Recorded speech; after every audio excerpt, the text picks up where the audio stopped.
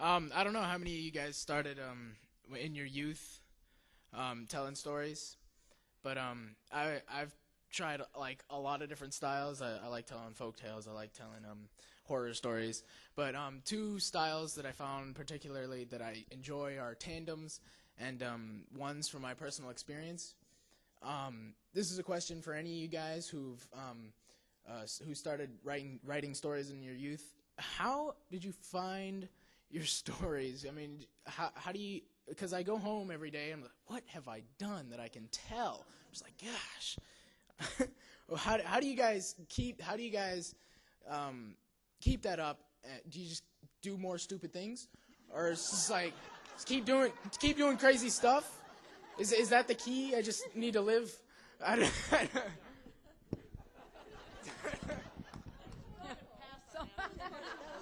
If you're like Bill Lepp, you don't actually have to do the stupid things because that's too hard. It's too much work.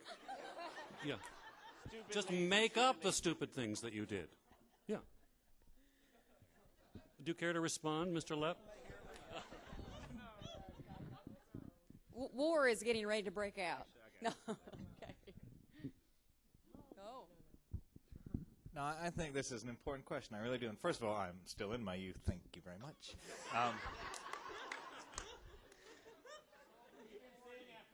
Yeah, I know.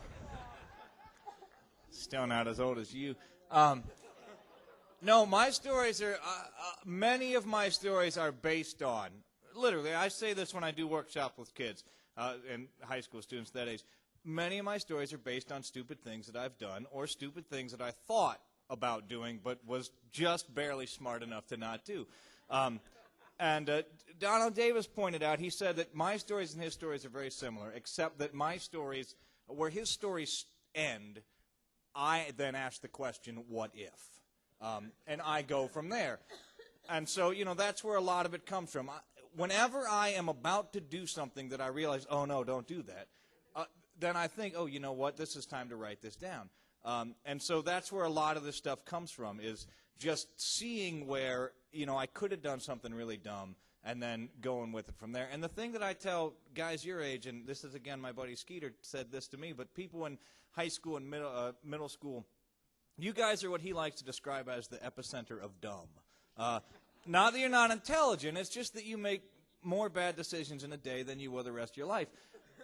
And so what I always encourage people your age to do is just write down the 3 dumbest things you did that day. I mean, you just said it. What did I do this day that could be a story?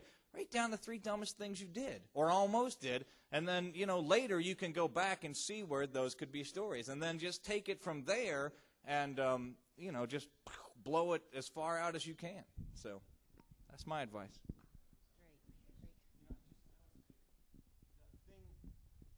A lot of times it's about paying attention, and it's not a big deal.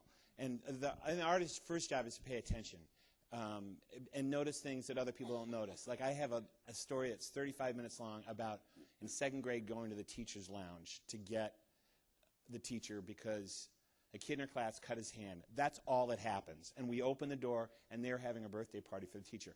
It's nothing. It's really nothing. But it becomes this huge thing about children's perception of adults and what school is for and the dynamic between. But it's just a little dumb thing. People say, why does all that stuff happen to you? I said, nothing really happened that day.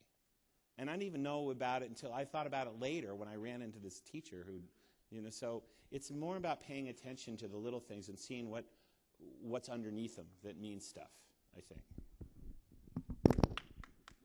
I just want to add one thing. One thing to. Feel free to. Yeah, that was a good start. Let's hear it for Bill Harley. Okay. Shut up. There. So what? Shut up. I agree absolutely what Bill was saying. It doesn't really take much. You don't have to have some great spectacular thing happen to you. And often the source for a lot of my stories is simply the difference between what was happening on the outside and what I was thinking. Because, people daydream all the time. I mean, they daydream something like 50% of the time. So we're up, teachers go, blah, blah, and you're going, what? And you're in a completely different universe. You're not hearing a single word until all of a sudden they say, Willie. then you wake up out of this. So often the humor comes from what's going on, because it's the same with everybody, between what's going on inside your head and the mundane things that are happening outside.